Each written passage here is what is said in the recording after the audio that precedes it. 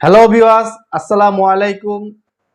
আমি ডাক্তার মোহাম্মদ মহসিন বিল্লাহ হোমিওয়েডের পেজের নিয়মিত স্বাস্থ্য বিষয়ক পরামর্শ নিয়ে আপনাদের মাঝে হাজির হয়েছি।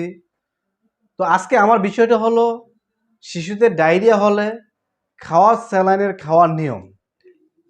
শিশুদের ডায়রিয়ার ক্ষেত্রে খাওয়ার স্যালাইনটা কীভাবে খাওয়াবেন ওই নিয়মগুলা আমি পর্যায়ক্রমে আলোচনা করছি।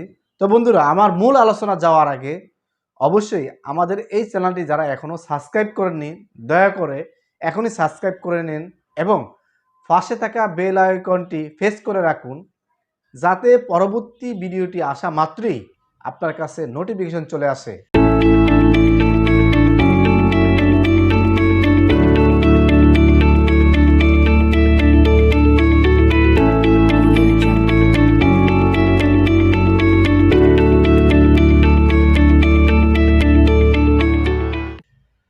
বন্ধুরা, খাওয়ার স্যালাইন কীভাবে খাওয়াবেন? তো ডায়রিয়া শুরু হওয়ার সাথে সাথেই খাওয়ার স্যালাইন খাওয়ানো শুরু করতে হবে। এক্ষেত্রে দেরি হলে রোগীর অবস্থা আরও খারাপ হতে পারে। পাতলা পায়খানা ও বমি পরিমাণ মোটামুটি পরিমাণ মতন কম হলে বা কম থাকলে সেই পরিমাণ স্যালাইন খাওয়াতে হবে। বমি হলে স্যালাইন খাওয়ানোর বন্ধ করা যাবে না। বমি হলেও স্যালাইন বন্ধ করা যাবে না। অনেক সময় স্যালাইন খাওয়া মাত্রই বমি হতে পারে। সেক্ষেত্রে অল্প অল্প পরিমাণ মতো স্যালাইন খাওয়াতে হবে। যতদিন পর্যন্ত পাতলা পায়খানা চলতে থাকবে ততদিন পর্যন্ত স্যালাইন খাওয়ানো বন্ধ করা যাবে না। তবে 2 দিনের বেশি ডায়রিয়া হলে অবশ্যই ডাক্তারের পরামর্শ গ্রহণ করতে হবে। শিশুদের ক্ষেত্রে অল্প অল্প করে চামচ দিয়ে স্যালাইন খাওয়াতে হবে। তবে শিশুকে শোয়ানো অবস্থায় পানি, দুধ, স্যালাইন খাওয়ানো যাবে না।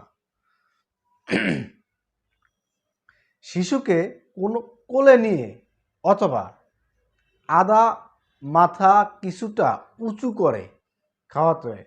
শিশুকে কোলে নিয়ে মাথাটা হালকা উঁচু করে খাওয়ার স্যালাইন আস্তে আস্তে খাওয়াইতে হবে। বাজার হতে প্যাকেট স্যালাইন কিনে আনলে তৈরি করতে 12 ঘন্টা পর্যন্ত খাওয়ানো যায়।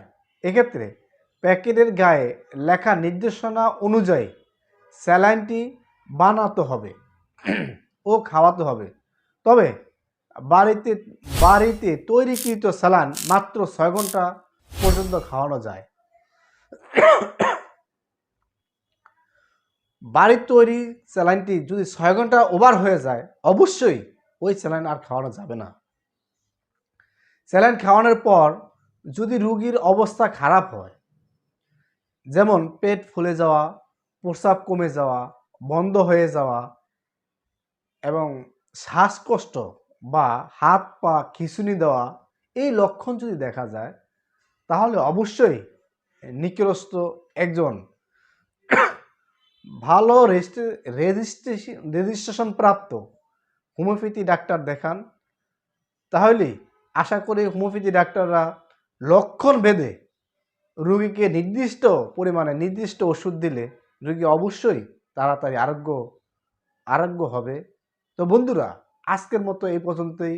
আমাদের পরবর্তী ভিডিও দেখার জন্য আমন্ত্রণ রইল এবং আমার এই চ্যানেলটি যদি আপনাদের পছন্দ হয়ে থাকে অবশ্যই লাইক, কমেন্ট এবং শেয়ার করতে অবশ্যই ভুলবেন না। আসসালামু আলাইকুম।